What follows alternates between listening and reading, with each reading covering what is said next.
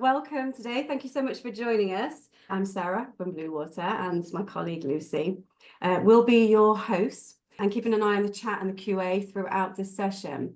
I'm actually just going to attempt to launch a poll. If I can find it, here we go. It's just if you wouldn't mind filling this in whilst we're carrying on with our chat, because it just helps us understand who's joining us today. Not everyone was able to join us live, so we will be sharing this around. But for those that are here, maybe give us a shout out, let us know where you're tuning in from today.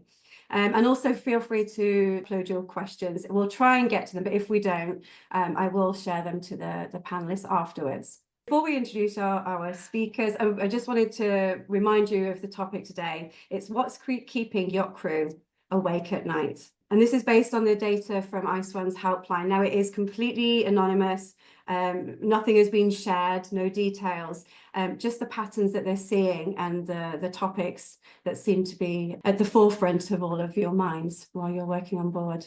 And I'm going to hand over now our panelists. We have Tracy Jones. She's an award-winning mind management coach. She's trained over 4,500 people and works with the top tiers of elite sport, military, politics, ultra high net worth families. She's delivered more than 30 workshops, webinars, and keynote talks within the maritime industry. So she knows her stuff. Hi, Tracy. Hi. We have Emma Kate Ross. I'm sure a lot of you know Emma. She's a yacht chef and also a certified mental health first aid instructor. And she delivers training through her initiative, Seize the Mind. If you're not already aware of it, we will be sharing everybody's details after. And we have Lucy with me, who grew up around yachting and has also been a yachtie herself. So she'll share some insights into what she has seen on board. And kicking us off today is Laura Beard. She used to be a purser on 90-meter super yachts until very recently. And now it works with Ice One's Yacht Crew Welfare Program. So she's going to be sharing Ice One's findings. And then we'll hear from Tracy and Emma on how to spot warning signs, whether it's you or someone in your team, or what steps to take so that you can deal with these issues head on, and how to discuss them with your HODs or your management companies. So Laura, I'm going to stop sharing my screen and I'm going to hand over to you. Super. Thank you very much. Thank you very much for that introduction. I'm just going to try and share my screen as well. So hopefully that should now be popping up for everybody. So just a little bit by way of an introduction. So yeah, my name is Laura. I used to be a purser until the end of last year on yachts. And I recently joined Ice One. So Ice One stands for the International Seafarers Welfare and Assistance Network. We're a charity. We're based in London with regional offices in India and the Philippines and staff working all over the world. We work remotely. And at Ice One, essentially in a nutshell, what we do is work to ensure that crew and their families have the support and resources that they need to respond to the challenges of life working at sea. Because as we know, it is and can be quite a challenging environment, whilst I'm sure that many of you, if you are yacht crew or aspiring yacht crew or ex-yacht crew listening in today, you will also know that it's an industry where we can have some fantastic experiences as well. So whilst we are going to focus in on some of the negative aspects today, it is worth bearing in mind, of course, that it is a wonderful industry to work in. And I'm sure that those who work there and have worked there will know that it's a great place to meet people. I made some, lifelong friends working through the yachting industry as well. So at Ice One of our core direct welfare services that we offer to crew is a helpline called Yacht Crew Help. So Yacht Crew Help is a free 24-hour confidential and multilingual helpline operated by Ice One specifically for yacht crew and for their families. And Yacht Crew Help provides emotional, well-being and practical support to crew and their families of any nationality without judgment and regardless of rank. So right from crew looking for their first job in the industry, right up to captains, those who've worked in the industry for years and years. And I am the Welfare of Yacht Crew Project Manager at Ice One. And what we do on the Welfare of Yacht Crew project is we take the data and the insights that come from Yacht Crew Help, and we use them to turn them into initiatives, campaigns and resources to help to try and address some of the issues that yacht crew are facing. Now, as Sarah mentioned in the introduction, all the contacts to Yacht Crew Help are 100% confidential. So if you contact Yacht Crew Help, you don't have to tell us your name, you don't have to tell us the name of the boat that you're working on. If you've got a management company, you don't have to tell us who it is. But what we do is we look at the high-level trends from the data. So if we get a month where there's a sudden peak in a certain type of issues coming into the helpline, we look at that and we take that away and we address it through our projects. So what I'm going to start with sharing now are some insights from our 2024 data, because we've just published our Welfare of Yacht Crew 2024 annual review. Now, this is quite an interesting report. In fact, it's a very interesting report. It's quite lengthy, about 20 pages, and it includes all sorts of insights from the helpline, but also from other industry figures. It includes advice, guidance on some of these issues. And I would absolutely recommend going away and giving it a read. So you can download it from our website. That's www.ice1.org.uk. You can also get in touch with us at the Welfare of Yacht Crew Project, wycproject@ice1.org.uk, or if you've got your phone on you, I've got a QR code there if you want to flash it and grab hold of the report straight away. But we're going to dive into some of the really high-level, top-level insights from the report. So in 2024, we received a total of 660 contacts to Yacht Crew Help. Now, what we call a contact on Yacht Crew Help might be a phone call, but Yacht Crew Help, you can also message on WhatsApp, you can send an email, and we have a live chat function as well. And what we actually see on Yacht Crew Help from the majority of contacts from Yacht Crew is people do actually prefer to write to us rather than picking up the phone and giving us a call. So the majority, I think more than 75% of our contacts from Yacht Crew was written contact last year. And that's probably because we all well know that it's quite hard to find somewhere when you're on a yacht to actually have a private phone call where no one's going to potentially knock on the door and interrupt you or overhear you. We were contacted by crew of 40 different nationalities in 2024 on the helpline. So that's a really interesting demographic to dive into, and all the details are in the report. And for the first time ever on Yacht Crew Help, we actually received 50% of contacts from females where people decided to share their gender with us. So where gender was known, it was a 50-50 split between males and females. So diving into some of the top issues that were raised in 2024 to Yacht Crew Help, the number one issue with 31% of all contacts were around employment terms and contractual issues. Second up, nearly 23% were about mental health and well-being.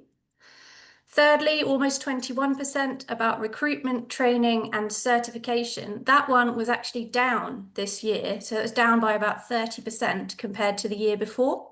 So that was an interesting point to note. And finally, about 13.5% related to abuse, bullying, discrimination, harassment and violence. We also saw an overall increase in more serious and complex issues being raised to the helpline. So what we mean by that is where it's not as simple as somebody calling up and saying, I'm having sleep problems, and we will address the symptoms of sleep problems and help you with some solutions to sleep better. When we actually dive into what's going on behind something that seems simple on the surface, we're actually discovering that yacht crew are experiencing issues that are made up of lots and lots of different things. So somebody that calls in to ask a question about struggling with sleep, for example, when we get into it, we actually discover that it's because they're suffering from anxiety over a family problem or a financial worry or a dispute that's going on board. So what we're going to do today is we're going to dive into some of these top issues that were raised on Yacht Crew Help, and we're going to discuss around some different techniques, some different ways to address them to hopefully reduce the impact that these are having on yacht crew.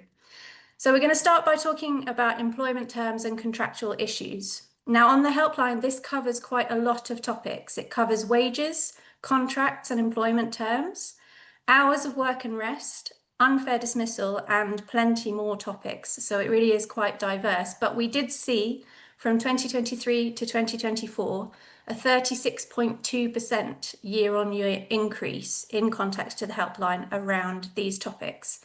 And the real thing that came out of the data and looking into those cases was that yacht crew typically or very often will have insufficient information about their employment rights and may well be unsure where to turn to for support.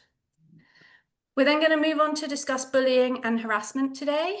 So 13.4% of contacts to Yacht Crew Help last year were around bullying and harassment. So it wasn't the top issue in terms of percentage, but actually when we look at the time that the helpline team spent on these contacts around these topics, it was actually our most time-consuming topic because of the complexity of the issues around bullying, harassment, abuse, discrimination, and violence. 80% of the contacts around these topics came from female crew where gender was known. But a little word of caution on that, that doesn't necessarily reflect that it's only females that are experiencing these issues. It could well be that it's only females that are telling us that they are experiencing those issues. And finally, hopefully, I'm going to stop talking now to leave us enough time.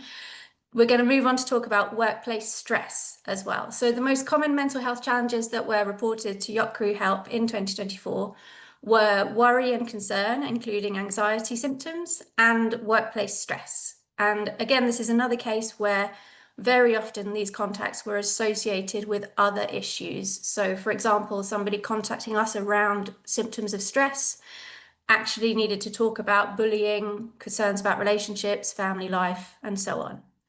So I'm going to hand over to Emma now, who's going to start, going to kick us off on the employment and contractual issues, and I'm going to stop sharing my screen as well.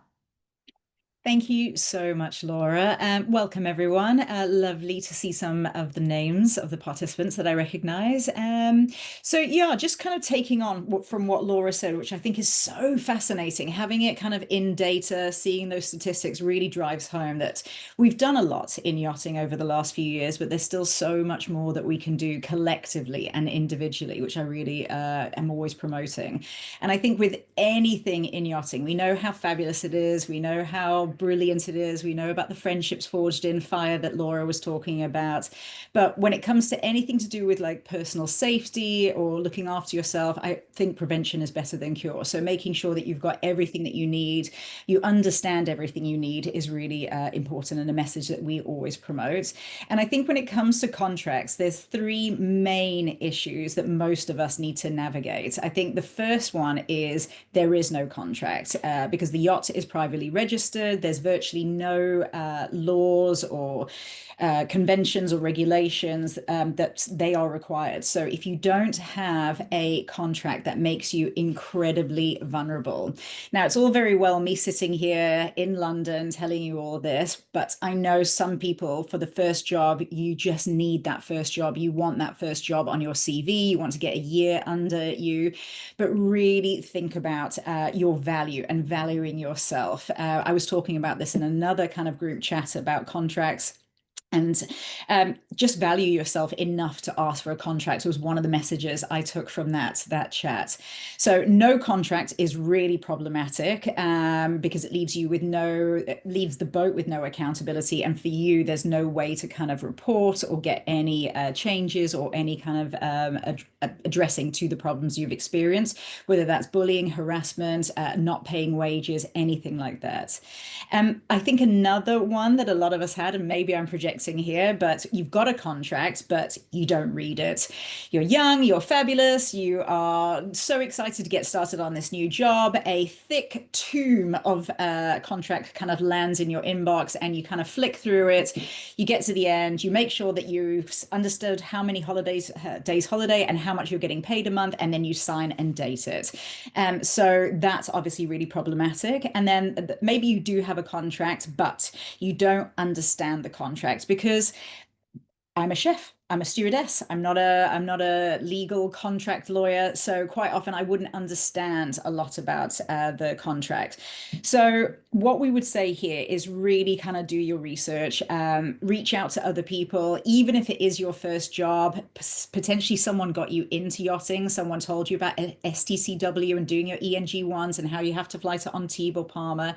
So lean into those people as well. If you have anyone that's kind of a professional, a lawyer in the family, family, get them to look over your contracts. A really well-run boat with conscientious, professional captains, pursers, heads of department will want you to read your contract, will want you to kind of look, understand, and hopefully, make any amendments you need before you go into it.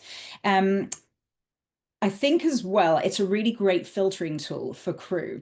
So I know if you are worried about getting your first job, it might feel a lot to ask. You just want to say yes to everything. You want to say yes to everyone. But if my one piece of advice could be here is if you ask for a contract or you ask when you're getting your contract and the boat says there is no contract, I would really inquire why there's no contract. A really good purser and captain will explain, they will put forward a contract for you. So ask, understand, and like I said, value yourself enough to ask for that contract. And I know Tracy's coming in because I know, again, we're not just sitting here kind of, giving all of this advice willy-nilly. We know sometimes how hard it can be to have those conversations, to start those conversations. And I think this is exactly when Tracy will come in and give us some really good intel here. Thank you, Emma, and thank you for that intel as well. And when we do look at contracts, like as Emma and Laura explained, if you do have a contract in place and sometimes the contract's not adhered to, I have come across some crew members who don't possibly have the confidence to talk about their contracts. So working the long hours, the charters, the back-to-back, and they've asked me often, how do I approach people?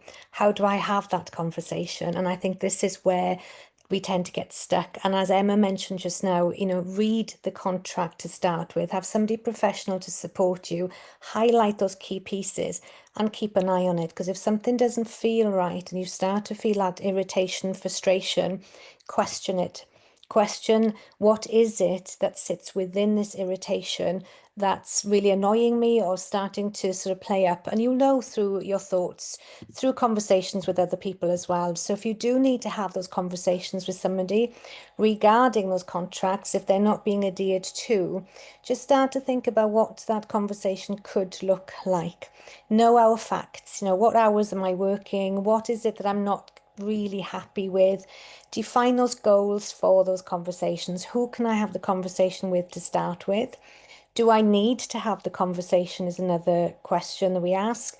And what can I do? Looking for the right channels of how to hold those conversations. And as Emma and Laura both mentioned, it's a great industry to be in. But however, sometimes starting those conversations can be tricky to do. So just have a look at, what is it that's bothering you? What does it look like? What does it feel like? And just start to think about what do those opening conversations, what do they look like? For example, I appreciate the support on this matter. I'd like to discuss my contract terms. I want to ensure I'm delivering the best results, but I have a few questions regarding my contract. Now, this might sound simple, but you'd be surprised how many people really struggle to have some of those conversations, and those deeper rooted conversations that can lead to even more stress and even more pressure, which then leads to the team dynamics getting a bit pressured. And this is where I see it from, is that if we keep that frustration internal, it comes out in our behaviors as well. So that's, I think that's something just to start to think about, and just looking at what type of questions you can start to think about regarding the contracts. What would a fair compromise look like if from both sides? What documentation do I need to look up? What information can I see? Emma's there, Laura's there. There's plenty of people within the industry that you can turn to start to see what those conversations could look like. Oh, thank you, Tracy. Like you say, it's very simple, but just the way you approach it and the way you open the dialogue can make a massive difference in how that person, I guess, responds to you, whether it's positively or, oh God, here we go, or, and as I think they always say when I've done crew talks before, don't just go in asking about the salary or your holidays. But just I wonder how many people have actually questioned their contracts when they've received it, and are your hours actually listed in your contract? And if they are listed and then they're not adhered to, what do you do then? Yeah. So Emma, did you want to? No, I'll let you jump in with this. Yeah. It was a fun one. And again, I think what I've seen with the contracts, I've only seen sort of probably about a dozen people talking about the frustrations of the hours and either contracts or non-contracts. What we've looked at within these conversations is again breaking it down. Do they know their hours? Are the hours aligned to those contracts? How do I start the conversation?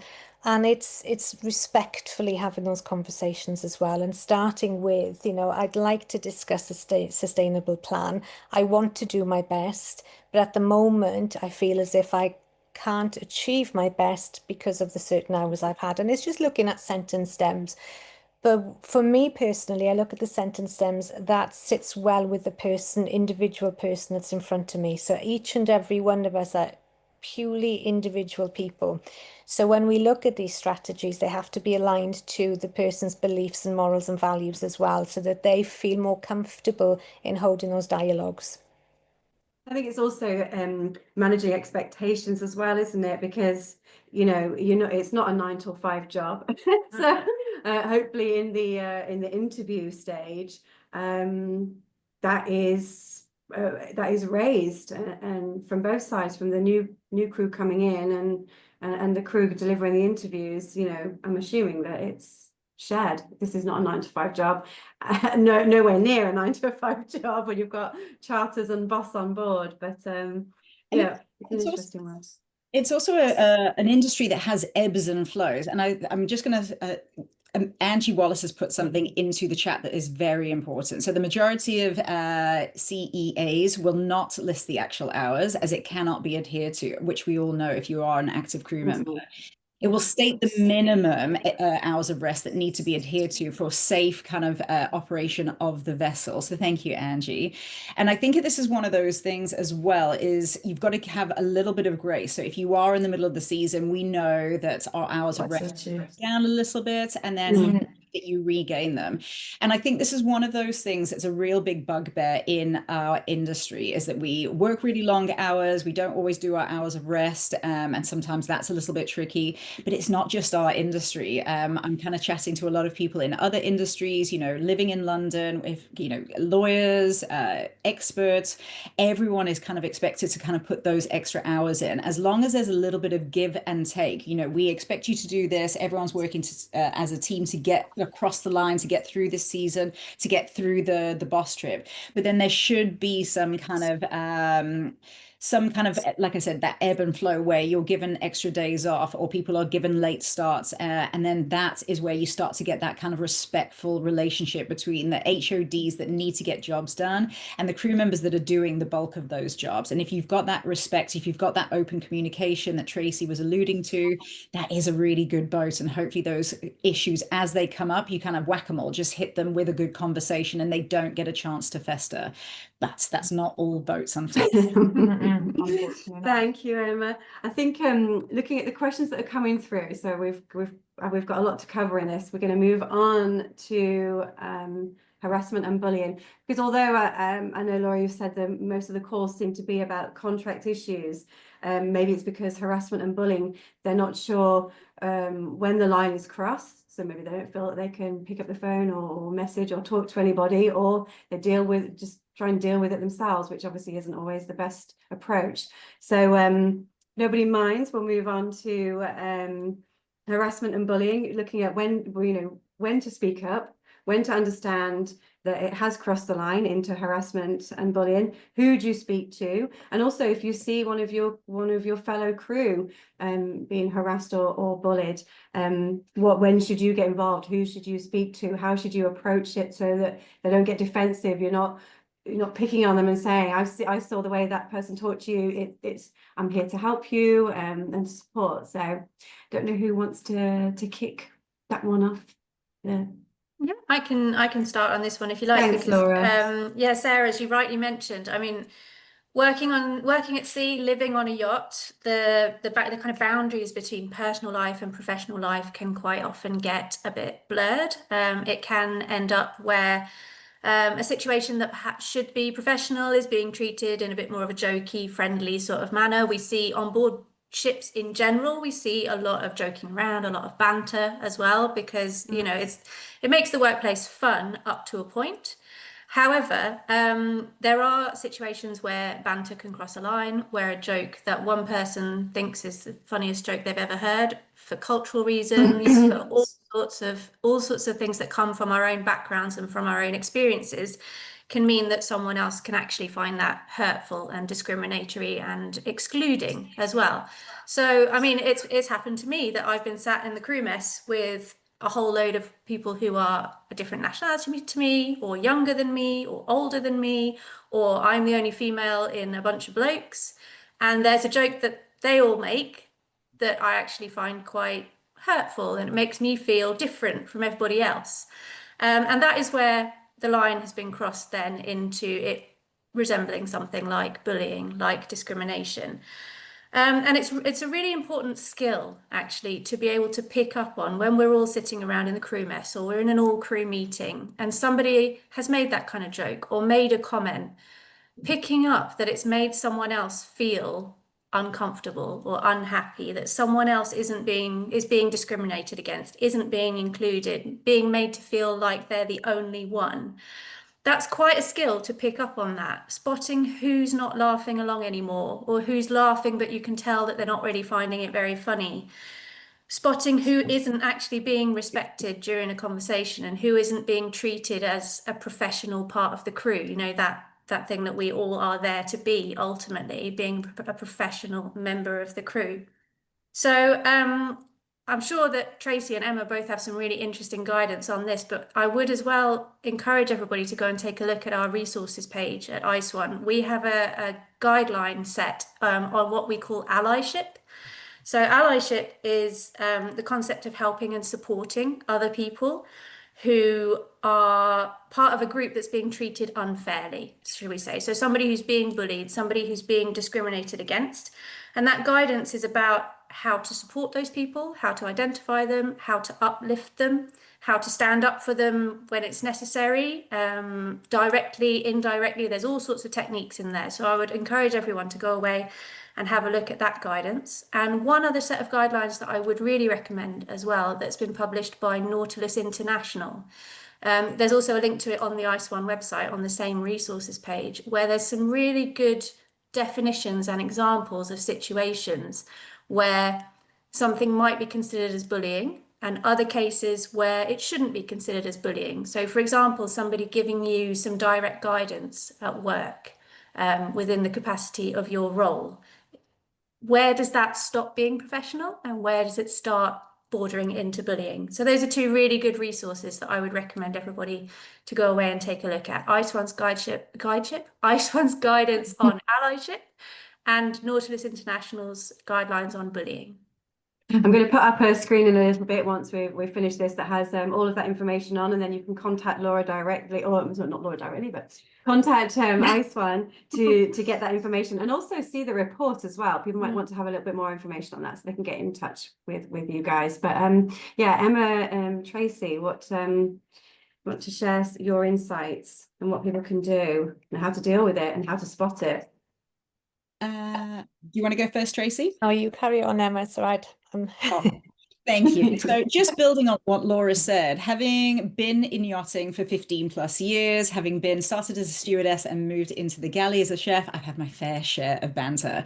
And it is one of those things, like Laura was alluding to, everything exists on a spectrum. Where does it go from professionalism and cross that boundary into maybe more harassment? And when it comes to banter, because I think it is a big thing that we all talk about, there are a couple of different types of banter. And I think I'm going to give you the example I've been kind of working with when it comes to banter, but I definitely think it can kind of expand to other forms of, a bit of harassment and discrimination as well. So when there's banter, if it's friendly banter, everyone is invited. Everyone is part of the joke. There are no kind of nasty bits to, the banter. Friendly banter is definitely something that can up communication, that can create a real kind of good vibe between a team. That's definitely something I love having in my galleys and on my boats, and I would never stop that, because we're all in on the joke. It's us against them, anything like that. Then there's ignorant banter. There's, I've said something that's clumsy. I don't realize the language that I've used is, hurtful, harmful. It's ignorant. So you, at that point, if I heard that as a head chef and I wanted to protect someone within my galley, I could just pull the person aside quietly. It doesn't have to be a big scene, and just say, hey, do you realize what that sounded like? Do you have any idea how that landed for that person, or what it sounded like? It might have sounded funny in your head, but none of us were laughing. So that kind of ignorant banter, I would always try and nip in the bud in a private conversation. And I would allow that person to understand what had happened, to see the error of their ways, and then to make those changes. And if they do, there's no more conversations. We're back to friendly banter where everyone's involved and no one's getting hurt. And then right at the bottom end is malicious banter. And this is when a person knows what they are doing is wrong. They know the language that they're using. They know that it's hurtful, that it's harmful, and they're using that banter under that kind of broad definition of the term to be really hurtful, or to push boundaries, or to harass someone based on something about their skin color, their accent, their gender, their sexuality, anything like that. And when it comes to malicious banter, that really does require more action. So if I heard that in my galley, I would immediately stop it. I would stop the person saying any more. I would just say, no one is laughing. No one's finding that funny. Let's go and have a chat outside, and allow my team to know that I was taking that seriously. If it happened to me, if banter was happening to me and it was malicious and it wasn't me looking after a team member, then I might pull that person aside, or I might say publicly, depending on, where we are in the season, I might just ask them to explain the joke or explain the comments. Because one thing, when you are using someone's sexuality or any of those kind of factors to make fun of someone, if you get someone to explain a joke, just act dumb. Sorry, I didn't understand the joke. I'm trying to get it. What's going on? Why is that funny? And when that person in public has to explain, oh, it's funny because they are, it's funny because they have, or whatever, you watch that joke die. And then everyone in that moment of silence, you just sit there and like, wow, cool, and walk away. So there's a few kind of really direct and a few indirect ways to deal with that. But I definitely would say something. And I think the allyship, I was there for the launch of it, and it was such a brilliant campaign to see be launched. And we're really huge supporters of it at Seize the Mind, because there's loads of ways you can help in a very non-direct way. So kind of taking some of the stuff that I learned from that allyship, sometimes, if you don't want to confront if there is a power dynamic in that conversation, maybe you could distract with a question. Hey, sorry, I know you're chatting at the moment, but I'm just in cabin 3 and I just wanted to ask you something about that. Or maybe you can just start a conversation with that person, so you're kind of getting that person who's having that conversation to be distracted. There's loads of ways that you can do it that keeps you safe, that lets the person know that you are an ally, gets you and them out of the room, and also maybe just shuts down the conversation before it becomes problematic. And if it's happening more and more, I always give people grace periods. Everyone is human on a yacht. We all have hormones and ups and downs and ebbs and flows in our mood. So I'll always give people a grace period, especially when we work on boats. But when I see something like a pattern forming, or there's always a conversation or always a power dynamic, that's when I'll start to get more direct and let everyone know what I'm doing. That's amazing. I love that, Emma, that little distraction tip. I even wrote that down just for myself, because sometimes you don't always want to be awkward. You don't know what to say. You don't want to look like you're sticking your nose in, and it's a bit like, oh, let's just brush that under the table and hope it goes away. But just like you say, just a simple distraction, stop them in there. Yeah, I love it. Great. Stop, distract, and remove that person, especially with a power dynamic. Because if you are two green stews and you know that something's going on, that distraction and that removal doesn't look so kind of, problematic. Aggressive, exactly. You don't look like you're shaming them in front of everybody, because that's, no one wants that. But perfect. Well, thank you. Tracy, maybe you could give us some tips on the words as well that we can be using for. Oh, Emma, I love that. I love that. Can you explain? I've written that down too. Because also, like you said, it's in that moment, is it ignorant? Is it malicious banter? And one thing that we do look at is seek first to understand. So once I collect that information, so personally here as well, you can keep a log of it, your own personal log, whether that's in a journal, on a phone, and just start to see when does certain jokes, nuances, things have been said to me that are sort of like triggering me. And the trigger would be in the physical and the mental. So the physical, you might have a frustration, a knot in the stomach. You might start getting a bit tense. Your hands might get a bit more sweaty. You might sort of clench your mouth a little bit more. And the mind, then the thoughts will start to be judgmental. You might start to blame or get frustrated with the person, and then you might start getting agitated. And this is where then conflict can start within the team if it's not addressed. So if you do start to see behavior starting to change, and you might know that somebody's normally quite relaxed, quite calm, they might regress a bit quietly, or they might get a bit more louder, start being more judgmental to other people. That's when we can start to recognize that something's not quite right. So I would keep a log of it, and this is a personal log for yourself, because when we look at personalities, characters, and behaviors, if we are, for example, a sensitive or a compassionate person who forgets things quite easily and is very forgiving, what we look at when we're creating that log, the log is for us just to go back over and go, oh, that actually happened last week. I forgot about that because something was said to me. It was triggering, but then an hour later they were very nice to me and it was forgotten. So then you're looking at coercive control, coercive sort of behaviors and stuff. So you're just keeping that sort of little log for yourself, but it's for you to understand what's going on from my internal structure. So there's no blame or complaint here at this point. What we're looking at is just finding these sort of patterns of my behavior. Is this really sitting in my values? Is communication a core value of mine? And the way I'm being communicated with, is it down to the tonality? What is being said? How it's being said? And those three are quite key points there. What is being said? How it's being said? Is it my trigger or are other people being triggered also? Where is this trigger coming from? So that we're starting to collect information. But this information enables us also to move forward with understanding key pieces of information about myself. Am I feeling sensitive today? Because I know I've got up and I'm feeling tired. Am I going to be more sensitive to different languages? And I'm not saying that this is not, if it's not something that needs to be addressed, but just do check-ins, check in at the start of the day. How am I feeling today? What's my my grades on a 1 to 10? How tolerant am I? Or how much can I, like Emma was saying, coming back with those wonderful statements. Because some days I might be strong enough to come up with these statements, and other days I might be quite too tired to have these conversations. So it's just checking in with oneself as well. But also a really poignant one that we use on daily in my coaching sessions is that my belief or is that the reality? And if it is a belief, challenge it. If it is my reality, what can I do about it? And there's three key areas here. Can I let it go and move on? Can I park it and come back to it? Or do I need to do a call to action in this moment?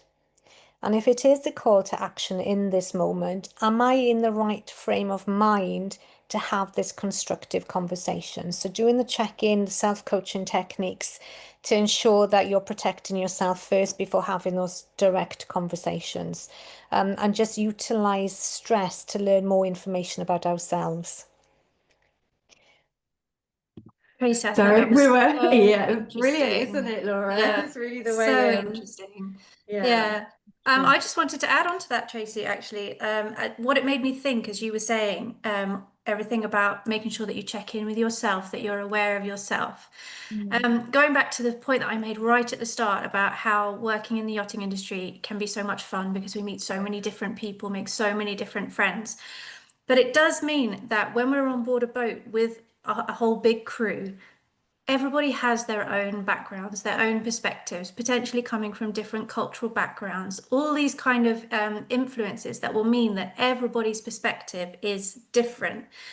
And so that does mean that it can lead to misunderstandings, and we can, as Emma very, very, very rightly mentioned, accidentally upset somebody, accidentally make somebody feel left out without meaning to. So being mindful of those differences, celebrating our differences from one another as well, and recognizing it as a real strength for the boat professionally, but also for all of us personally, is such an important thing to do, I think, and such an important thing that makes a good crew member as well. Thanks, Laura.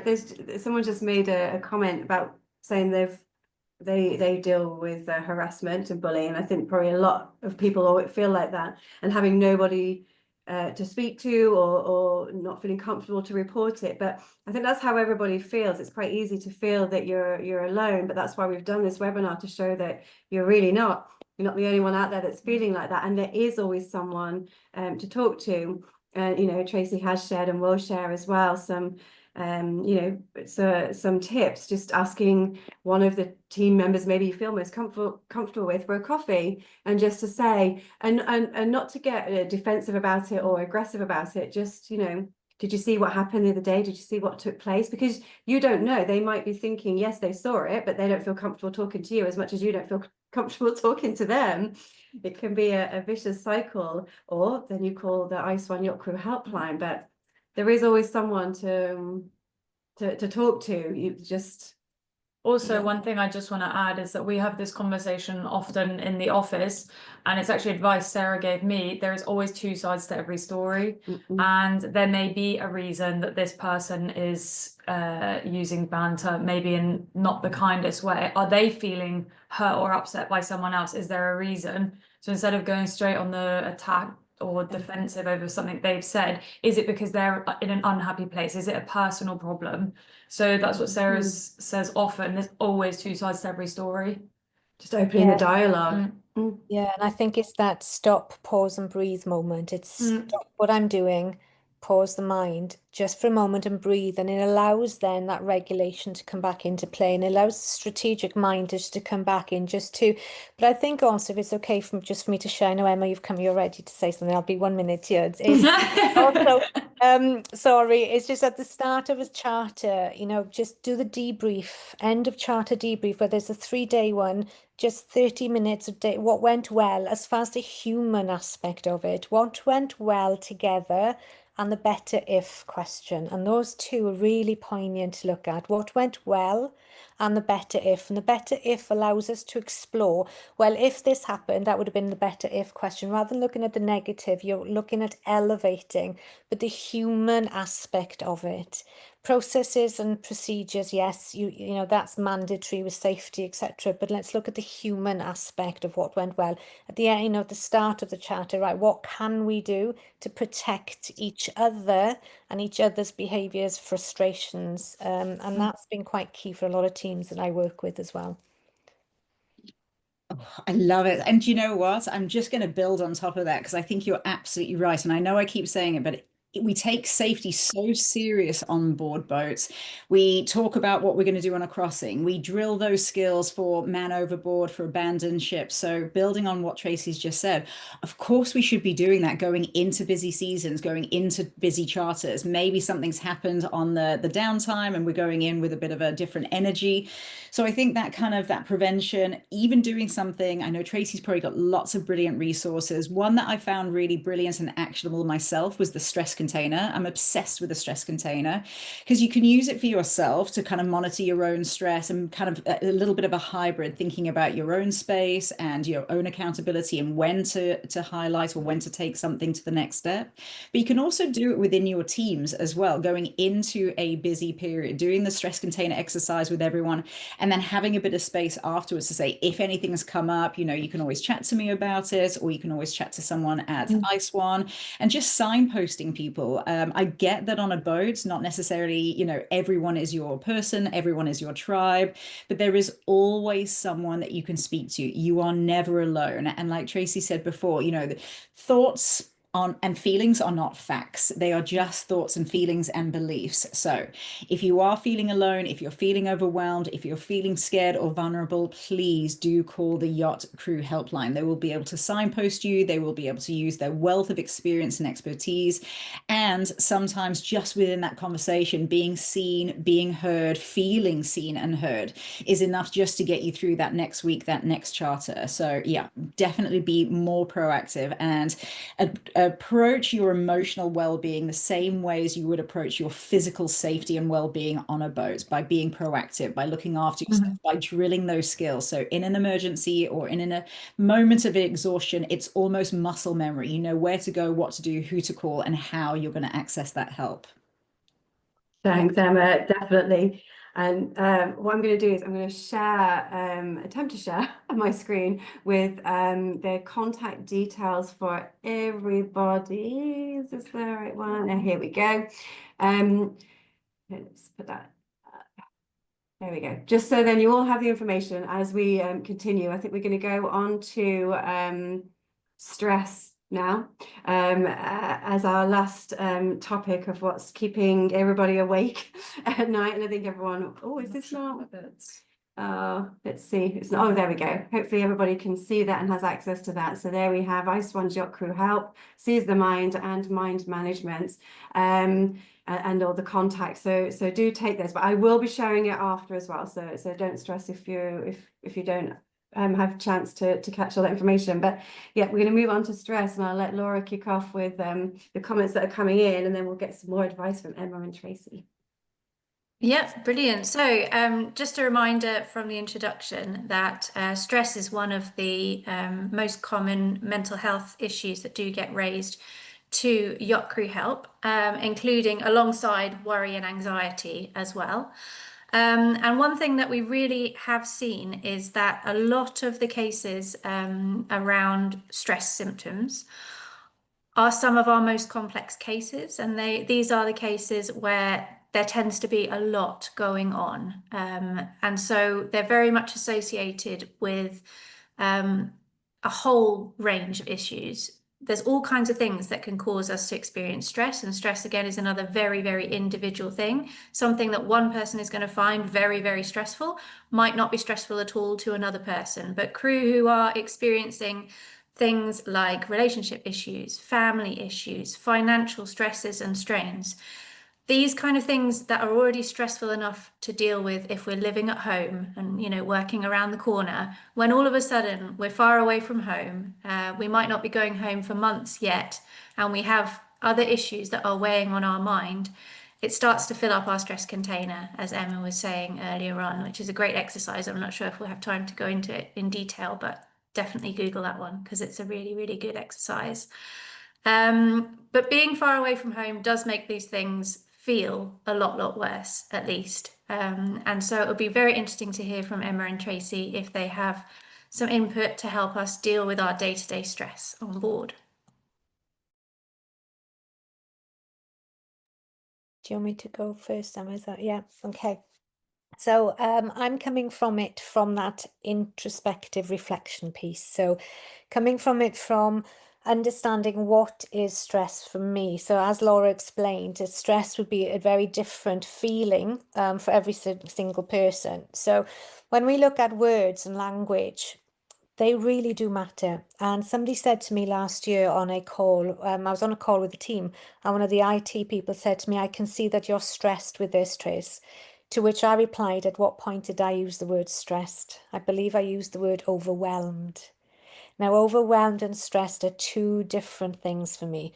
Overwhelmed is the lower than stress. So when we're looking at, and I think Emma mentioned it before, is felt heard. Now, as a team together, being able to listen to each other, listen to the words that are being said, because especially when we are hearing things like everybody's struggling, nobody's coping, is that fact? Or is it some people are struggling? But what is struggling? That definition of the word struggling even is different for each and every single one of us. So when we look at the introspective reflection, understanding ourselves is the greatest investment that you will ever do, and use those stress points as fact finding. So, okay, what stressed me out today? How did I feel about it? Did I have the sweaty palms? Was my head racing? Did my heart go up when somebody spoke? Make notes of it. Collect that information, but do something with the information. Because as we're going along through our working day, what can we do to build those high performing teams that are working collaboratively together? And I wrote down here, as Laura and Emma were speaking earlier on, is being each other's confidant. So minimizing blaming and complaining and really elevating emotional literacy. And what we mean by that is just tuning into you. When does my mind become overactive? What are the quality of my thoughts at the moment? Is my heart rate going up and I'm speaking to a certain person? What is that? Can we start to coach each other so that we are building a team of coaches on board? Now, when we're coaching each other, the questioning techniques need to be 9 words or less. So simple things like, what can be done? What are my thoughts telling me? What's currently challenging me? What would make it easier right now? What could we do? And all these questions enables us to find solutions because quite often we're not taught how to manage the mind. So this is where that mind management comes into its challenge, and just take notice of the thought processes at the moment in a non-judgmental manner. And this enables us to either release unwanted thoughts before they come too high or become too intense. So notice them when they're the low level thoughts, and never underestimate those low level thoughts, those low level frustrations. They're the ones that we want to let go of, because then it doesn't accumulate also. So there's just a few little tips there, but definitely coaching each other, just asking those questions, because quite often when we are told what to do or somebody's trying to help us and giving us their advice, sometimes it's not culturally maybe aligned to us. Values might not be as aligned, even though somebody's really trying their hardest to support us. Internally, that could also sort of bring up some triggers for some people as well. Does that make sense there? Yeah. I mean, I could go in for about another half an hour on that, but yeah, just start to self-coach. You for another half an hour as well, Tracy. I know. So I'll pass it on over to Emma before I But it's just actual, I feel like it's all advice that we can actually use. It's not just fluff or, so thank you. It's okay. Thank you. Tracy, I could listen to you for at least half an hour more. You are the soothing voice that I want in my head feeling stressed. Thank you for that. I took a lot of good things away there. So kind of just approaching it from a different point of view, because I think Laura and Tracy have given you some really good understanding and tools there. I'm a chef. I mean, my spirit animal is a narcoleptic cat. If I didn't have stress in my life, if we didn't have stress in kitchens and galleys, nothing would get done. So I think understanding working on boats, you are going to be stressed. You are going to have exposure to stressful situations, stressful times and periods, going into really hard working periods, going into crossings. For me, crossings were amazing. They were the best times. For other people, they're really stressful. They're away from home. They're away from, countries and lands and everything. So I think stress on board is inevitable. And like Tracy and Laura have alluded to, everyone has different vulnerabilities to stress. So doing that self exploration, seeing where your kind of limits are is really important. Maybe even getting a buddy one-to-one system. If you've done a stress container and you've noticed that, you and Tracy are the only ones in the crew mess that really take it seriously, then I'm going to approach Tracy and say, listen, let's just kind of stay in touch with each other. We can be our own kind of main contacts, and having that buddy system is great. As a chef, I will always go back to basics. So we know that we can't change the world around us. We can't change the owners' movements or global pandemics. Stress is inevitable on yachting, and it can feature from, emotional stress to physical stress. So really going back down to the basics when you are on board, making sure that you've had enough water to drink. Hydration is key. We work on busy environments. We work in hot environments, and we're more likely to make sure that the Russian oligarch's wife's dog has water than making sure we've had any water today. So definitely start with the basics, Maslow's hierarchy of needs. water intake. Also think about your eating as well. If you're kind of stressed and you're just using food to maybe kind of numb those feelings, you're going towards high sugary snacks that make you crash and burn out, then get you more energy. That's not going to be sustainable. So it's really boring, but I know eating good, whole, good quality foods, making sure that, you know, your meals are mostly vegetables and things that you can identify, and just keeping those yummy, naughty little Maltesers or digestives for 3 p.m. just at the top of your kind of food pyramid, you know, less than 5%. And there's lots of giggling. So I'm sure that I've said something that maybe, is it Maltesers or is it the digestives? Also exercise, you know, we know that we're going to have exposure to stress. So for me personally, I feel like if I'm putting my body in stressful situations and I'm getting used to that physiological feeling of my heart racing, my breathing become more labored, and then at the end of it, I've ticked off, you know, a good HIIT session, or I've ticked off a really good run. We work in some incredible places of the world. I've run every single place that my boat's gone into, and I can promise you faithfully, the 6 a.m. alarm is so worth it when you're running the goat track in Antigua and seeing the sunrise in Barcelona and running that paseo anywhere. So really try and up exercise. It's a great way to relieve stress, cortisol, and adrenaline. Breathing exercises might be something that you kind of go into. And again, it's not something that you can just snap and do. Well, maybe you can, I can't. Treat breathing the way you would treat kind of training for an Ironman or a marathon. Start small and grow incrementally.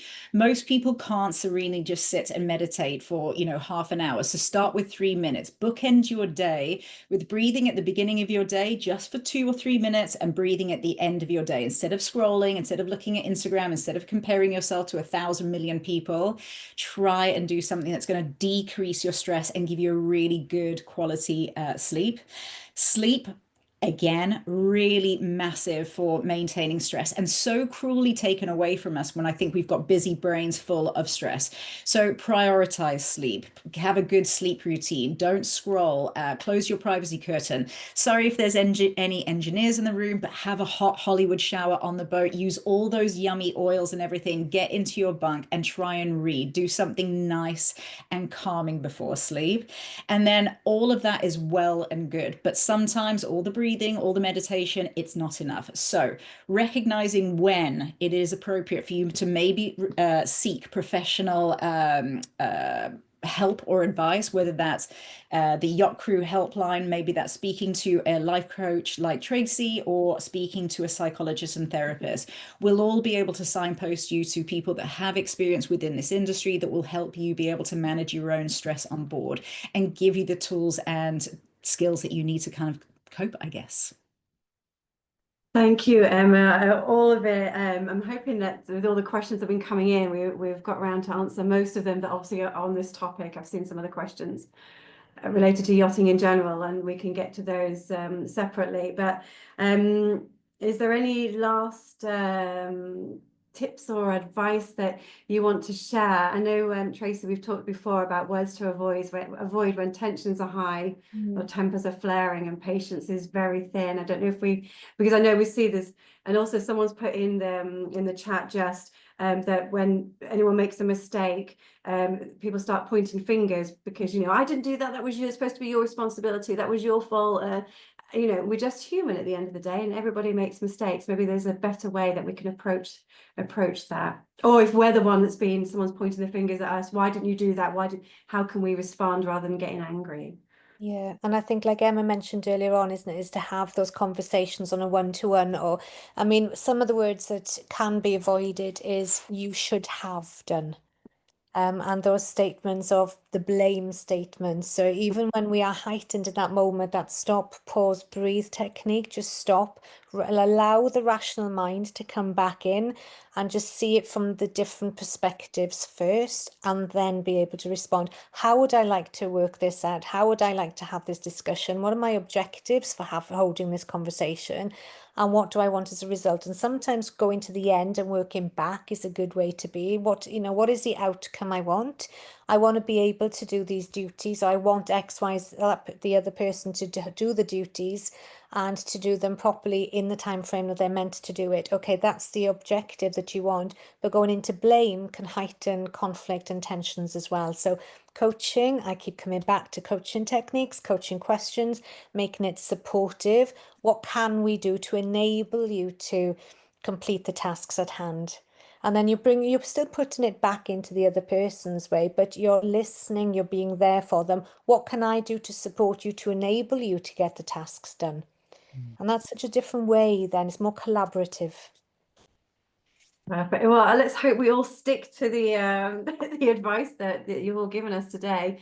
This has been a brilliant session, and I hope everybody tuning in agrees. And like I said, we will share it with everybody. But do you have last minute words that you want to share, or anything you want to say before we sign off and off today? Thank you. Thank you for giving us this space. No. Thank you for giving us this Yeah. opportunity. And I think it's really brilliant that you've kind of got the full spectrum. You know, myself and Tracy hopefully are at this end. We're in there to give you education, to give you the tools and skills, but inevitably we know life can be really tough sometimes. So then I guess Laura at the other end of the spectrum with your brilliant helpline is always there, free, multilingual, open 24/7. So you are never alone. Yeah, and I want to just mimic everything that Emma said there. Thank you so much for the opportunity. And the only thing I'd say is just learn, and just learn information about yourself. And learn about each other's ways. And yeah, but thank you so much. Yeah, thank you, yeah, Tracy. thank you. And just a final, just reminding everybody, we've said it several times already, but don't forget that Yacht Crew Help is there for you. There's no problem too small or too big for Yacht Crew Help. And if we can't help you, then we have a whole network of people that we work with that will be able to put you in contact with, who will be able to answer your question. So please do save the details into your phone. And also, even if you don't use them, then perhaps you might be able to pass them on to someone else who's struggling and someone else who needs some guidance. So thank you. Definitely. Thank you, everybody. We're going to be putting it on our Blue Water app, the recording, early September. And like I said, I will get in touch and share all of your details with all the lovely thank yous coming through. This has been really nice. Thank you, everybody. Bye.